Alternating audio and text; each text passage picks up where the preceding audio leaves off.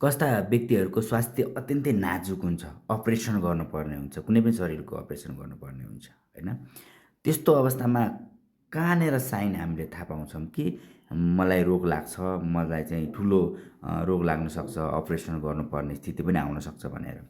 त्यसको लागि हामीले यो हार्टलाइन हेर्नुपर्छ, है?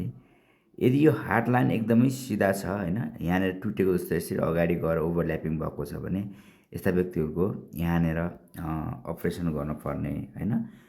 या त ठुलो रोगबाट नै मृत्यु चाहिँ हुँदैन, ठुलो रोगबाट बच्ने चान्सेस रहन्छ, है? केही न केही हेल्थ इस्यु आउँछ, है? मैले मृत्यु नै हुन्छ भनेको चाहिँ होइन, मृत्यु हुँदैन, है?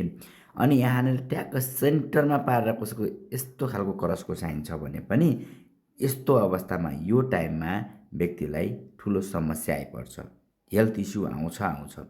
अब कत्तिको ठुलो हेल्थ इस्यु भन्ने कुरा अरू लाइन पनि हेर्नुपर्छ, यो लाइन पनि हेर्नुपर्छ, होइन?